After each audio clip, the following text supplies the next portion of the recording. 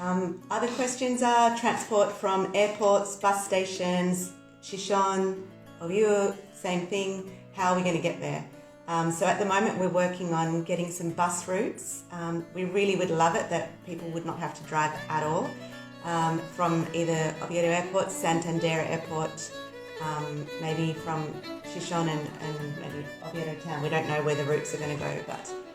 Sí, transporte también para llegar, porque tanto para locales como para extranjeros y extranjeras, yo creo que es interesante las opciones que estamos trabajando de transporte en bus. Vamos a intentar establecer unas líneas de bus que van a salir desde el aeropuerto de Santander, desde Ranón, desde el aeropuerto de Asturias, y posiblemente también pasen por Xixón y Ubieu. Tenemos que todavía, bueno, es pronto para decir la ruta exacta, pero la idea es que tanto los que lleguen en avión o en tren o en bus o lo que sea, como gente de Asturias que diga, bueno, yo voy, pero no me apetece llevar el coche, porque ¿para qué? Porque ¿para qué quiero andar con el coche para adelante y para atrás?